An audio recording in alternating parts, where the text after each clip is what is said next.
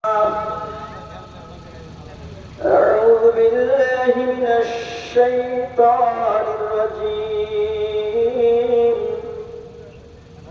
بسم الله الرحمن الرحيم.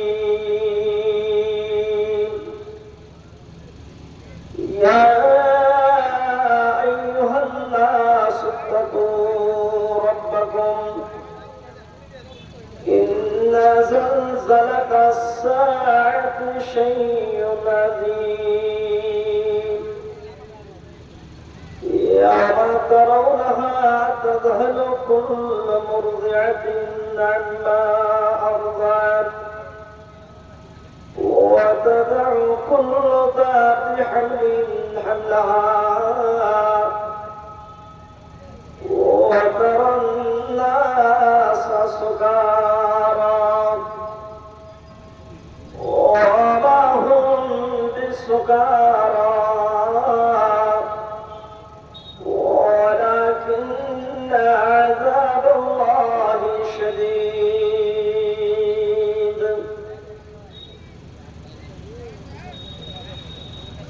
وعن عائشة رضي الله تعالى عنها قالت: سمعت رسول الله صلى الله عليه وسلم يحشر الناس يوم القيامة حفاة عراة غرلا. قلت يا رسول الله الرجال والنساء جميعا ينظر بعضهم إلى بعض.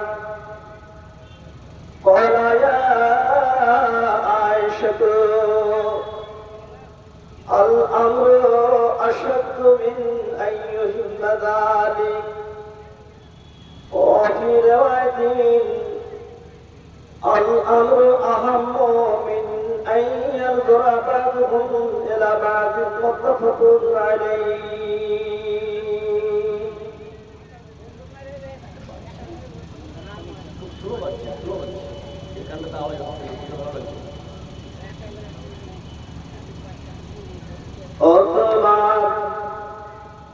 গণদিন ফুরাইয়া যাবে, গণদিন ফুরাইয়া যাবে, জৈবলে লাগবে ভাটি।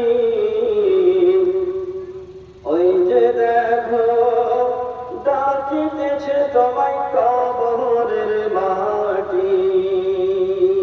ওই যে দেখো ডাকিতেছে তোমায় কবরের মাটি। সন্ধ্যার আগে যেদিন ডুবিবে বেলা,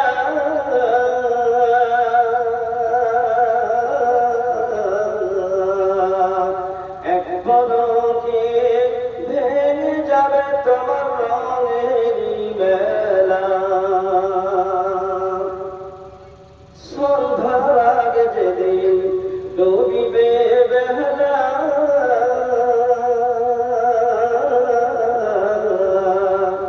এক পলকে ভেঙে যাবে তোমার রঙেরই বেলা। কারে দিবা তুমি জলে ধমক, কারে দিবা তুমি জলে ধমক, কার মাথায় ভাঙবা লাঠি। ওই যে দেখো ডাকিতেছে তোমায় কবরের মাটি।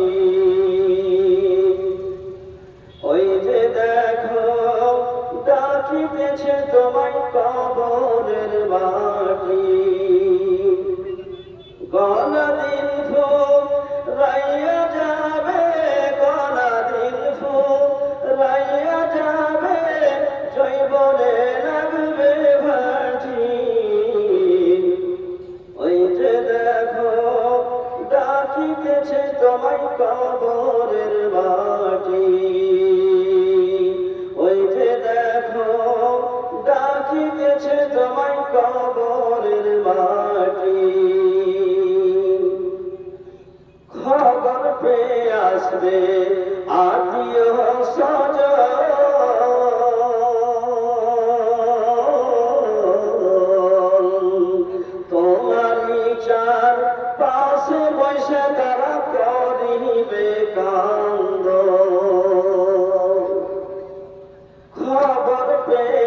আসবে আত্মীয় স্বজন,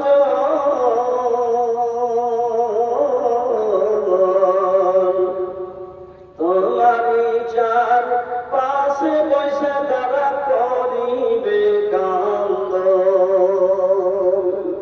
সাজাইবে মনের মতন, সাজাইবে মনের মতন, কি সুন্দর পরিপাটি। ওই যে দেখো ডাকিতেছে তোমায় কবরের মাটি, ওই যে দেখো ডাকিতেছে তোমায় কবরের মাটি। সম্মানিত আজকের এই সভার আপামর জনসাধারণের নির্বাচিত যোগ্যপূর্ণ সভাপতি মহাশয়, মঞ্চে বসে থাকা ওলামায়ে কেরামগণ, সামনে বসে থাকা ছিটকে ছড়িয়ে দিন দরদি ও ইসলাম প্রেমিক ভাই বন্ধু বাবাজিরা আমার, পর্দার আড়ালের পর্দানাসীন অরলা সরলা লজ্জাবতী এবং কোমল হৃদয়ের মা বোন বেটিরা আমার, প্রশংসা মাত্রই সে মহান স্রষ্টা আল্লাহ রাব্বুল আলামিনের জন্য, যিনি সমগ্র বিশ্ব নিখিলের সৃষ্টির স্রষ্টা, যিনার প্রশংসার কোনো আদি অন্ত নেই, শেষ নাই। তাই খুবই সামান্যভাবে আমরা তার কৃতজ্ঞতা জ্ঞাপন করি। যারা যেখানে আসেন আমার তালে তাল মিলিয়ে, আমার সুরের সাথে সুর মিলিয়ে বলুন আলহামদুলিল্লাহ। অতঃপর তেনার প্রেরিত রাসূল মা আমিনার লাল নবীকুল শিরোমণি জনাবে মুহাম্মদুর রাসূলুল্লাহ সাল্লাল্লাহু আলাইহি ওয়াসাল্লামের উপর আল্লাহ পাকের পক্ষ থেকে অনেক অনেক দরুদ ও সালাম বর্ষিত হোক। আবার আমরা একটু ঠোঁটটাকে নড়িয়ে বলি আল্লাহুম্মা সাল্লি আলাইহি আল্লাহুম্মা বারিক আলাইহি আমিন সুম্মা আমিন। ভাই বন্ধুরা আমার, খুতবায়ে মাসনুনার পর সূরা আল হজ, সূরা হজ থেকে আপনাদের সামনে আয়াত পড়ে শুনিয়েছি এবং নবীজির একটি বিশুদ্ধ চালনের চালা সহি হাদিস আপনাদের পড়ে শুনিয়েছি। ইনশাআল্লাহ এই কোরআন হাদিসকে সামনে রেখে খুবই অল্প সময়ে স্বল্প কথার মাধ্যম দিয়ে আমি আমার বক্তব্যের যৌবনিকা ইতি করব মনে করছি। আমার তৌফিক ইল্লা বিল্লাহ। সময় অতি অল্প, মাত্র 1 ঘন্টা। বিষয়টি লম্বা, তবে আমি বিনা কোনো ভূমিকায় সরাসরি বক্তব্য আরম্ভ করছি।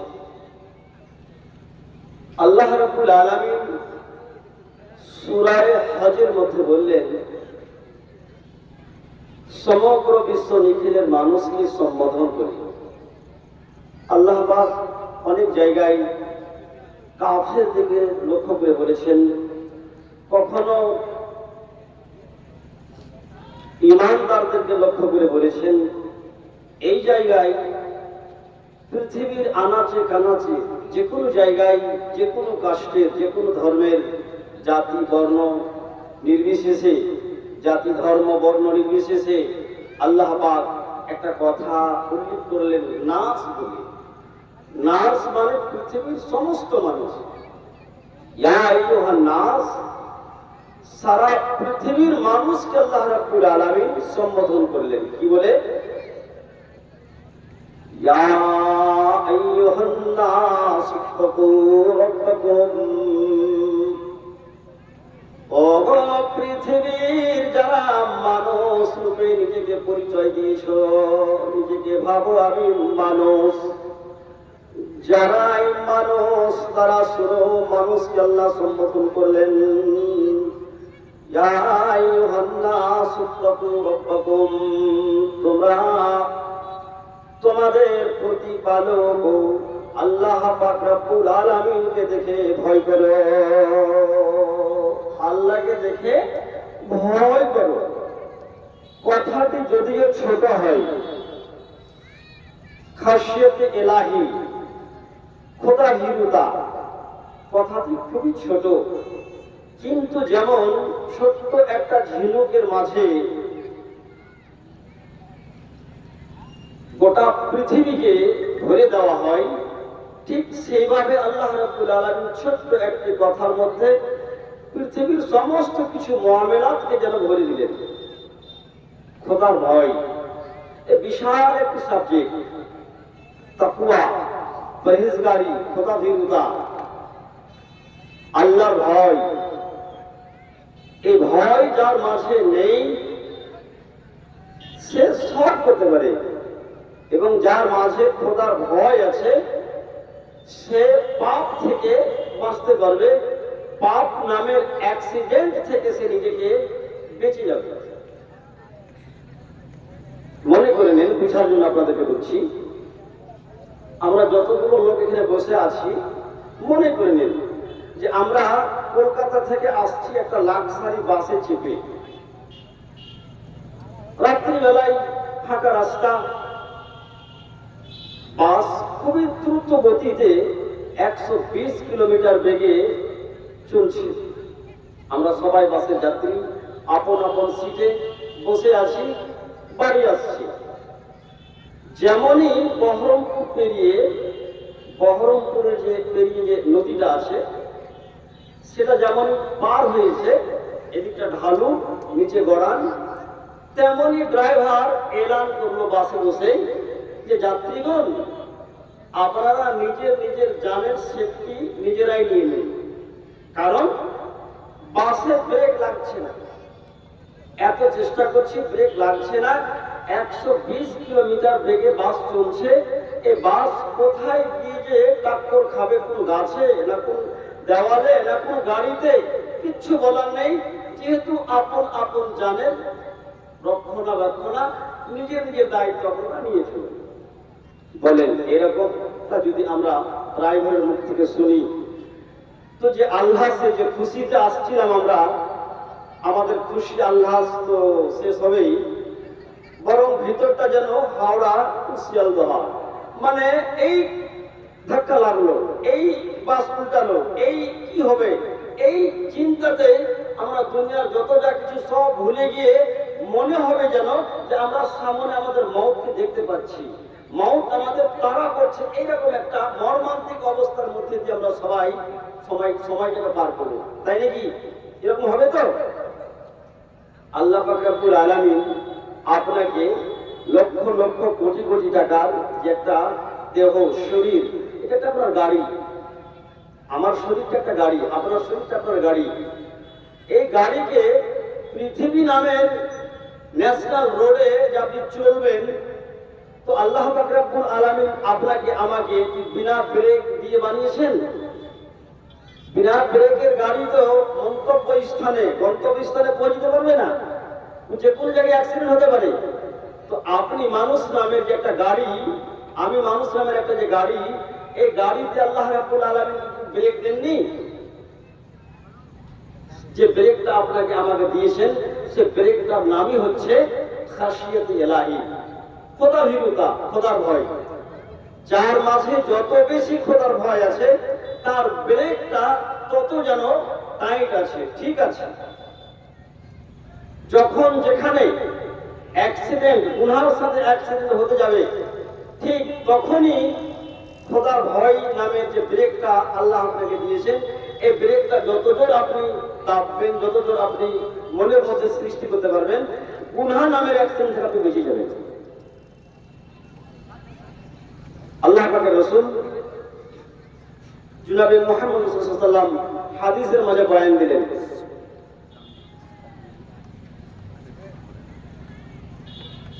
চলে যাবেন নাকি?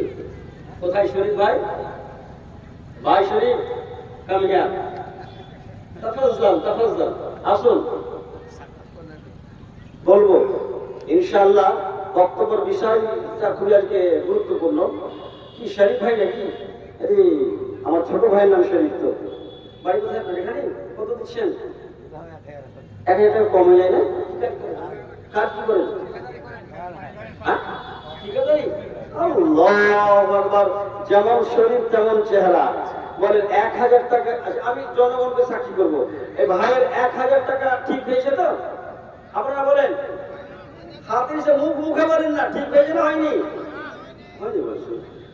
আমি শুনেন একটু আগে যাবি। আচ্ছা বলেন, আমি খুব দূরেকার মানুষ নয়, সংগ্রামপুর বাড়ি, বিশাল মাদ্রাসা সাহেব। এবছর 2000-এর বেশি ছাত্রছাত্রী, হস্টেলে 500 ক্লাস। এভাবে চেয়ে চিনতে মাদ্রাসাগুলো চালাতে হয়। আমি যদি বলছিলাম আপনাকে, আপনার আব্বা মা বেঁচে আছেন? আপনার কে মারা গেছেন? কেউ মারা গেছে আপনার? আপনার নিজের ভাই? ভাইয়ের নামে লক্ষ্য করে বিশেষ করে আপনি 5000 টাকা দান করেন না। এখন আছে কি দিন পরে দেবেন?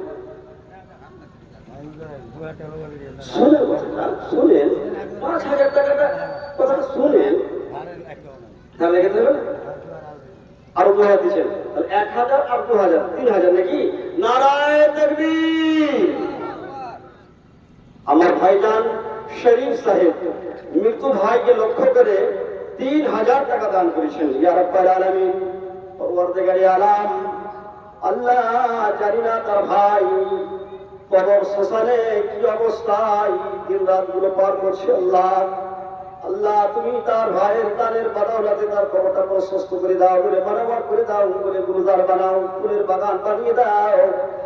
আল্লাহ, যতদূর ভাইয়ের তার চোখের নজর, তত বড় বানা তার ভাইয়ের কবর।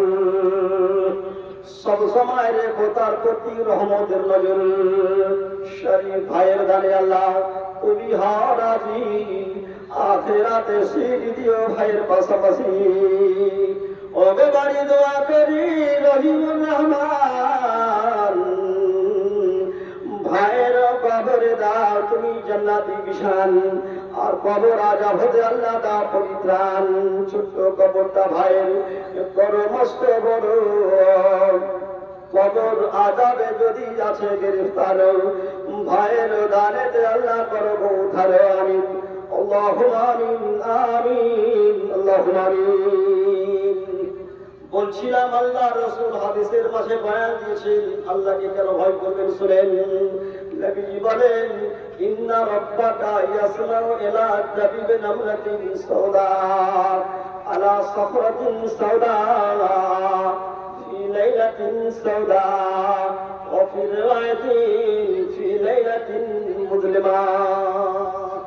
আল্লাহ পাক কোরআন মাজিদে নিজেই নিজের তিনি কথা বলেছেন।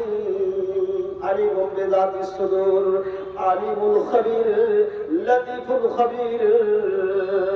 মনের কথা, ভেদের কথা, অদৃশ্যের কথা আল্লাহ পাক রব্বুল আলামিন জানেন। এই হাদিসে নবীজি বয়ান দিলেন, ইন্না রাব্বাকা, অবশ্যই অবশ্যই তোমার প্রতিপালক মানে আল্লাহ, ইয়াসমাউ ইলা দাবিবি নামলাতিন সাওদা আলা সাফরাতিন সাওদা ফি লাইলাতিন সাওদা ওয়া ফি রিওয়ায়াতিন ফি লাইলাতিন মুযলিমা। মনে করে নেন, ইন্দোনেশিয়ার মতো বড় একটা জঙ্গলের মাঝে গভীর রাত্রিতে, অন্ধকার রাতে, কালো রঙের পাথরের উপরে যখন কালো রঙের একটা পিপিলিকা চলাচল করে, নবীজি বললেন ওই পিপিলিকাটা দেখা তো দূরের কথা, আল্লাহ পাক আরশে আজিম থেকে বসে বসে ওই পিপিলিকার চলার হাঁটার পায়ের আওয়াজ পর্যন্ত তিনি শুনতে পান। এত ক্ষমতার তিনি মালিক। সেই খোদাকে আপনি ভয় করবেন না কেন? এই ভয়, খোদার ভয় যাকে তাকওয়া বলা হয়, এই তাকওয়া যার মাঝে যত বেশি আছে, সে তত বেশি গুনাহ থেকে নিজেকে বাঁচাতে পারবে। আমি আজকে আপনাদের জীবনের আনেওয়ালা জীবনের ব্রেক লাগাতে এসেছি। ব্রেকটাকে মনে করিয়ে দিব এবং সেই ব্রেকটাকে আপনি বাকি জিন্দগিতে ব্যবহার করবেন। দেখবেন বড় বড় গুনাহ থেকে আপনি বেঁচে যাবেন। মনে করলেন আপনাদের এই গ্রামের নিচু দিকে মাঠ গেছেন, চৈত্র মাসের সময় যে ফসলগুলো আপনাদের মাঠে লেগে থাকে, খেসারিগুলো আমি আসা যাওয়া করে দেখতে পাই, এক কেউ না এক কোমর খেসারি আপনাদের মাঠগুলোতে লাগে। আপনাদের খেসারির দানাগুলো আমাদের এলাকা থেকে মোটা মোটা হয়। আসরের পরে বের হয়েছেন, জমি দেখতে ঘুরতে ঘুরতে ঘুরতে ঘুরতে ডালে পাতে বেলা যখন দেখছেন, তো মৌলানা সাহেবের জমিতে এত খেসারি লেগে আছে যে মাটি দেখতে পাওয়া যায় না, মানুষকে তুলে আছাড় মারলে লাগবে না। খেসারি দেখে আপনার মুখে পানি চলে এলো যে যদি এই খেসারি জমি থেকে এক বোঝা এক পাঁজাও যদি নিয়ে গিয়ে বাড়িতে গাইটাকে খাওয়াইতে পারি, তাহলে 1 কেজিও দুধ বেশি হবে। মন বানিয়ে নিলেন যে আমি খেসারি তুলব। তুলতে আপনি এখনো লাগেননি, সূর্য অস্ত কবে হবে, সন্ধ্যা কখন ঘনিয়ে আসবে, যাতে করে আমাকে লোক দেখতে না পাই, এই অপেক্ষায় আছেন। এই করতে করতে করতে করতে মাগরিবের আযান হলো, নামাজ হয়ে গেল, একটু অন্ধকার নেমে এলো। আপনি যেমনই জমিতে যাচ্ছেন খেসারি তোলার জন্য, ওই সময় আপনার কাছে ব্রেক আছে, ব্রেক তাকওয়া খোদার ভয় নামে যে ব্রেকটা আল্লাহ আপনাকে দিয়েছেন, ওই ব্রেকটাতে আপনি জোরে সোরে দাবেন, ওই ব্রেকটাকে আপনি ব্যবহার করেন। আপনি মনে করেন দুনিয়ার কোন মানুষ যদি আমাকে দেখতে না পায়, বিশ্ব জাহানের সৃষ্টিকর্তা যিনি খালেক, যিনি মালিক, যিনি আসল জমির মালিক, তিনি আমাকে দেখছেন। আজকে মৌলানা সাহেব জমির মালিক খেয়েছেন, 5 বছর আগে তো মৌলানা সাহেবের আব্বা ছিলেন, তার আগে দেখেছি তিনার দাদা ছিলেন। এই করতে করতে কিছুদিন থেকে মৌলানা সাহেব ভাগ পেয়েছেন বাবা মারা যাওয়ার পর। তো এই জমিটা তো মৌলানা সাহেব কত হওয়ার পর ছেলের মালিক হবে, তাহলে জমির মালিকটা কে রে বাবা? মালিকারা তো চেঞ্জ হচ্ছে। পরদাদা ছিল, লাকার দাদা ছিল, সাকার দাদা ছিল, দাদা এলো, বাপ এলো, এবার আমি যখন মরে যাবো আমার ছেলেরা হবে। তো জমির আসল মালিকটা কি? আসল মালিক আল্লাহ রাব্বুল আলামিন। যার জন্যই তো গুনাহ হবে আপনাকে। আমি আপনার জমিতে খেসারি ছিলাম, দেখতে পেলে মারবেন, ফায়সালা করবেন, জরিমানা নেবেন, না দেখতে পেলেন পার হয়ে গেলাম। এতে গুনাহ হওয়ার কারণটা কি? গুনাহ কেন এত হবে? গুনাহ এই জন্যই হবে, জমির মালিকটা আসলে মৌলানা সাহেব নন, ইনি মালিকে মাজাজি, এবং মালিকে হাকিক হচ্ছেন কে? আল্লাহ পাক রব্বুল আলামিন। যখন আপনি এই কথাগুলো মনে মনে ভাববেন, আর ভাববেন যে আল্লাহ রাব্বুল আলামিন এত ক্ষমতার মালিক, যে জঙ্গলের মাঝে একটা অন্ধকার, অন্ধকার রাত্রি একটা অন্ধকার, কালো রঙের পাথর একটা অন্ধকার, কালো রঙের পিপিলিকায় একটা অন্ধকার, 4 অন্ধকারের মধ্যে দিয়ে ছোট্ট পিপিলিকা যখন চলাচল করে, নবীজি বলেছেন যে তাকে দেখা দূরের কথা, তার পায়ের গুটি গুটি পায়ের আওয়াজ পর্যন্ত আল্লাহ রাব্বুল আলামিন আরশে আজিম থেকে বসে বসে শুনতে পান। বলে আমি যে এই মৌলানা সাহেবের জমি থেকে খেসারি শুনবো, এটা আল্লাহ পাক রব্বুল আলামিন দেখবেন, এই কাজ আমি করবো না। এই বিশ্বাস, এই ভয় খোদার আপনি যত বেশি করতে পারবেন, তত আপনার দ্বারাতে এই দুনিয়ার গুনাহ নামের অ্যাক্সিডেন্ট থেকে আপনি বেশি যাবেন। ইমাম বুখারী রাহমাতুল্লাহ আলাইহি বিরাট হাদিস এনেছেন। হাদিসটা আপনারা শুনেছেন, খুতবাতে, জালসাতে অনেক শুনেছেন। বনি ইসরাইলের কওমের মধ্যে 3 জন বন্ধু ছিল না? 3 বন্ধু গেছিলেন কোথায়? শিকার করতে। জঙ্গলে গিয়ে এমন ঝড় বৃষ্টি, তারা নিরাপত্তার জন্য একটা জায়গা খুঁজলো, একটা গর্ত, একটা গুহা, তারা প্রবেশ করলো। গুহা থেকে, গর্তের ভিতর থেকে বাহির দেখছেন, তাও একবার এত মুসলাধার বৃষ্টি এবং ঝড় তুফান, মনে হচ্ছে সাইক্লোন, একটা গাছ আরেকটাকে মারছে, একটা ডাল আরেকটা ডালকে মারছে আর ভাঙছে, ছুটছে, এই অবস্থা। এই করতে করতে করতে করতে করতে একটা কথা আছে, মুরব্বিরা বলে, যেখানে বাঘের ভয় সেখানে সন্ধ্যা হয়। বাঘ দেখে চাপলাম গাছে, আর বাঘ বলে পেয়েছি গাছে। আপনার একটা পায়ের আঙুলে যদি কেটে যায় কোন রকম ভাবে, দেখবেন হাঁটতে হাঁটতে চলতে চলতে ওই আঙুলটাতে বেশি ঠেস লাগে। এই বেচারা 3 জন বাঁচবো মনে করে, বৃষ্টি থেকে বাঁচবো, ঝড় তুফান থেকে বাঁচবো বলে একটা গর্তকে তারা চয়ন করলো বা আসলো যে এই গুহার মধ্যে আমরা প্রবেশ করবো, ম্যাঘ ঝড় ছুটবে, তো আমরা বের হবো। তো হলো কি শেষে, যেমন গুহার ভিতরে ঢোকা, কিছুক্ষণের মধ্যেই পাহাড়ের উপর থেকে বড় একটা পাথর বোল্ডার করতে করতে করতে করতে করতে করতে এসে ওই মুখটাকে এসে জাম একদম বন্ধ করে দিল, ব্লক হয়ে গেল। তিন বন্ধু আফুরান চেষ্টা করলো, তিন দুগুণে ছখানা পান্না এদিকে পিঠ লাগিয়ে দিল দেওয়ালে পিছন দিকে এবং ওই পাথরে শক্তভাবে ঠেলে ফেলার চেষ্টা করলো। বন্ধুরা আমার কোন রকম ভাবে পাথর হিলছে না। তারা কনফার্ম হয়ে গেল আমরা পাথর সরিয়ে ফেলতে পারবো না, এইখানে আমরা না খেয়ে শুকিয়ে শুকিয়ে মারা যাব।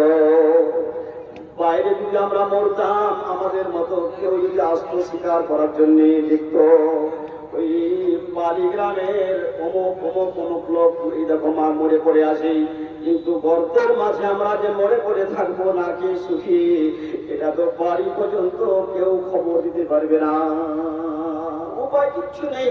শেষ পর্যন্ত ওরা আফুরান চেষ্টার পর কোন চেষ্টায় যখন কাজ হলো না, ওরা আপসে তিন বন্ধুতে আলোচনা করতে লাগলো, ভাই আমরা আজকে এমন বিপদের সম্মুখীন হয়েছি, এখানে কেউ আমাদের বন্ধু বলে নাই, আমাদের বাঁচাবে কেউ এরকম লোক নেই, ভিতর থেকে আমরা হাজার চিৎকার করি বাহির থেকে শুনতে পাবে না, মোটা পাথর, যেহেতু এখানে বাঁচার একটাই বাঁচানেওয়ালা আছে, মহান স্রষ্টা আল্লাহ রাব্বুল আলামিন, তার কাছে আমরা জীবনে যদি কেউ কোনোদিন ভালো কাজ করেছি, ভালো আমল করেছি, সে আমলটাকে আল্লাহর কাছে রাখো, আর এই গর্ত থেকে পানাহ চাও, গর্ত থেকে নাজাত পাওয়ার জন্য আল্লাহ পাক রব্বুল আলামিনকে বলো।